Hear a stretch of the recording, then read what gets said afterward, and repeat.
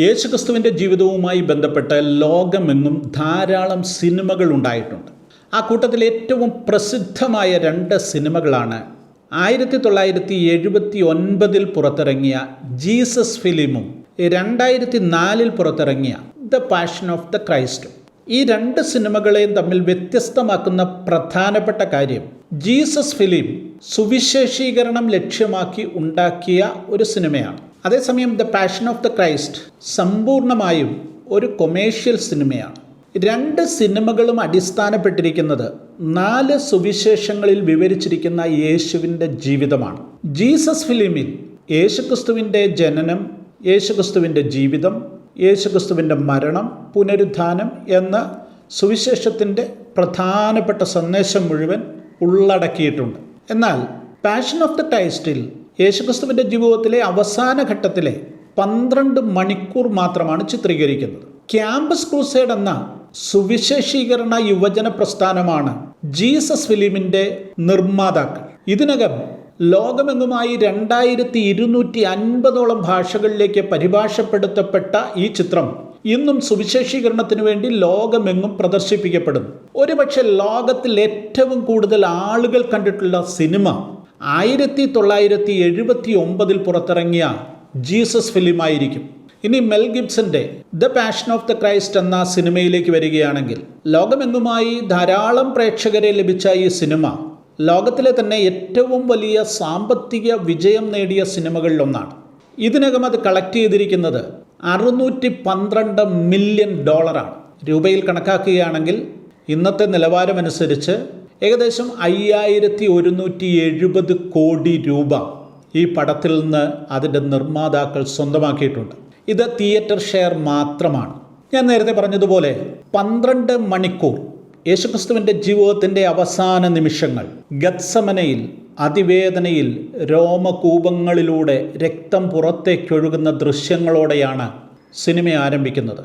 യൂദായുടെ ചുംബനം, മറിയയുടെ പ്രാണവേദന, യേശുക്രിസ്തു നേരിടേണ്ടി വരുന്ന അതികഠിനമായ ചാട്ടവാറടികൾ, ക്രൂശീകരണത്തിൻ്റെ തീവ്രമായ രംഗങ്ങൾ, ഇങ്ങനെ പീഡാനുഭവത്തിൻ്റെ എല്ലാ വേദനയും പ്രേക്ഷകരിലേക്ക് സന്നിവേശിപ്പിക്കുന്ന ഒരു സിനിമയായി പാഷൻ ഓഫ് ദ ക്രൈസ്റ്റ് മാറി. അവസാനം യേശുക്രിസ്തുവിൻ്റെ ഉത്ഥാനത്തിലൂടെയാണ് അത് അവസാനിക്കുന്നത്. യേശുക്രിസ്തുവിൻ്റെ ക്രൂശാനുഭവത്തെ, പീഡാനുഭവത്തെ ഇത്ര തീവ്രമായി ചിത്രീകരിച്ചിരിക്കുന്ന മറ്റൊരു സിനിമയുമില്ല. അതിവൈകാരികമായി ആ പീഡന രംഗങ്ങൾ, ക്രൂരതയുടെ അങ്ങേയറ്റത്ത് നിൽക്കുന്ന ദൃശ്യങ്ങൾ, രക്തരൂക്ഷിതമായ ദൃശ്യങ്ങൾ, തിയേറ്ററിൽ വിതുമ്പലോടെയും കരച്ചിലോടും കൂടിയാണ് പ്രേക്ഷകർ സിനിമയെ വരവേറ്റത്. വേദപുസ്തകത്തിലെ സുവിശേഷങ്ങളിലൂടെ അത് വായിക്കുന്നവരിലേക്ക് എത്തുന്ന ചില വാഗ്മയ ചിത്രങ്ങളുണ്ട് യേശുവിൻ്റെ ക്രൂശീകരണത്തെക്കുറിച്ച്. എന്നാൽ ഒരിക്കൽ പാഷൻ ഓഫ് ദ ക്രൈസ്റ്റ് എന്ന് പറയുന്ന സിനിമ കണ്ടു കഴിഞ്ഞാൽ ബൈബിൾ വായിച്ച് നമ്മുടെ ഉള്ളിൽ, ഒരു ക്രൈസ്തവൻ്റെ ഉള്ളിലുണ്ടായ ആ പീഡാനുഭവങ്ങളുടെ ചിത്രങ്ങൾ മുഴുവൻ മായ്ക്കപ്പെടും. പുതിയ, കുറെ കൂടെ തീവ്രമായ, അതിവേദനയോടുകൂടെ മാത്രം ഓർക്കുവാൻ കഴിയുന്ന ദൃശ്യങ്ങളാണ് മെൽ ഗിബ്സൺ ലോകത്തിന് നൽകിയത്. എൻ്റെ പാപങ്ങൾക്ക് വേണ്ടി ഞാൻ അനുഭവിക്കേണ്ട തീവ്രവേദനകൾ ദൈവപുത്രൻ അനുഭവിക്കുന്നതിൻ്റെ ആ ദൃശ്യാവിഷ്കാരം ആ പടം കണ്ടിട്ടുള്ള ഒരാളുടെയും മനസ്സിൽ നിന്ന് മാഞ്ഞു പോകത്തില്ല. ഈ സിനിമയ്ക്ക് വ്യാപകമായ അംഗീകാരമാണ് ഉണ്ടായത്. അമേരിക്കയിലെ ഇവാഞ്ചലിക്കൽ സമൂഹം ഇതിൻ്റെ വലിയ പ്രചാരകരായി തന്നെ മാറി. സിനിമ പുറത്തിറങ്ങുന്നതിന് മുൻപ് തന്നെ 5000 പാസ്റ്റേഴ്സിൻ്റെ മുൻപിൽ പല തവണയായി ഈ ചിത്രം പ്രദർശിപ്പിക്കപ്പെട്ടു.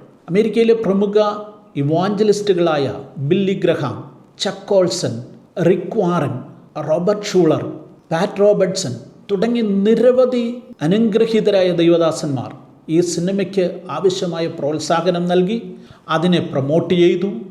അമേരിക്കൻ ഇവാഞ്ചലിക്കൽ സമൂഹം 2 കൈയും നീട്ടി സ്വീകരിച്ച മനോഹരമായൊരു ചിത്രമാണ് the passion of the Christ. എന്നാൽ ഈ ചിത്രത്തിന് വിമർശനങ്ങളും കുറവല്ലായിരുന്നു. അതിവൈകാരികമായ രംഗങ്ങൾ, ക്രൂരമായ പീഡനത്തിൻ്റെ ദൃശ്യാവിഷ്കാരം, രക്തരൂക്ഷിതമായ ദൃശ്യങ്ങൾ, മനുഷ്യൻ്റെ മനസ്സിനെ ഉലയ്ക്കുന്ന രംഗങ്ങൾ, ഇങ്ങനെ നിരവധിയായ വിമർശനങ്ങൾ ഈ സിനിമയ്ക്കെതിരെ ഉണ്ടായി. എന്നാൽ ഏറ്റവും പ്രധാനപ്പെട്ട വിമർശനമുണ്ടായത് ഇത് ഏറ്റവും ക്രൂരമായ ആൻറ്റിസെമറ്റിക് ചിത്രം എന്നുള്ള നിലയിലാണ്. അതായത് യഹൂദന്മാർക്കെതിരായിട്ടുള്ള ആശയങ്ങൾ പ്രചരിപ്പിക്കുന്ന ഒരു ചിത്രം. ഒരു നിരൂപകൻ അതിനെക്കുറിച്ച് പറഞ്ഞത്, നാസി ജർമ്മനി അവരുടെ പ്രചരണാർത്ഥം ഉണ്ടാക്കിയിട്ടുള്ള സിനിമകൾക്കൊപ്പം നിൽക്കുന്ന ഒരു സിനിമയാണ് the passion of the Christ എന്നാണ്.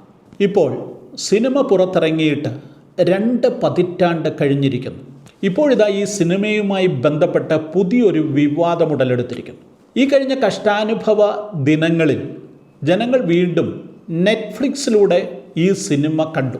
കർത്താവിൻ്റെ പീഡാനുഭവ ആഴ്ചയിൽ ഇതുപോലെയുള്ള സിനിമകൾ കാണുക എന്നുള്ളത് ഒരു സാധാരണ രീതിയാണല്ലോ.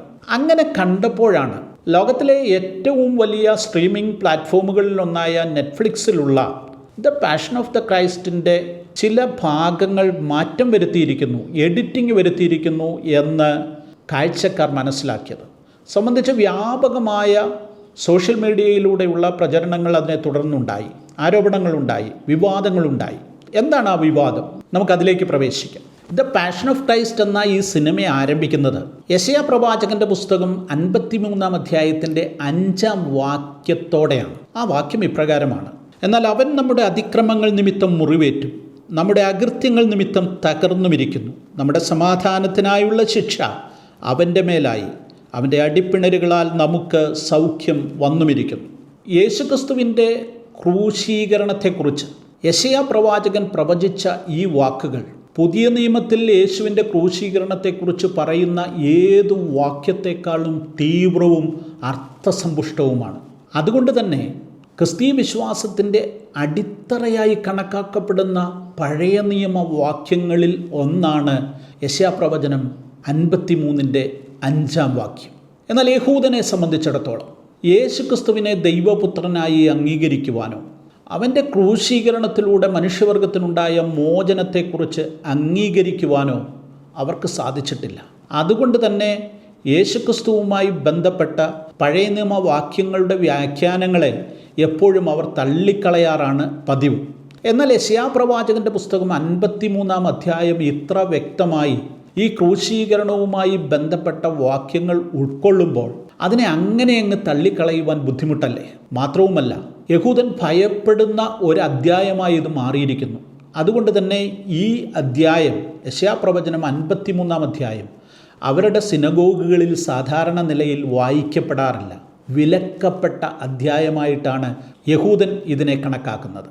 ഇത്തവണത്തെ കഷ്ടാനുഭവ ആഴ്ചയിൽ നെറ്റ്ഫ്ലിക്സിലൂടെ the passion of the Christ കണ്ട വിശ്വാസികൾ ഒരു കാര്യം മനസ്സിലാക്കി.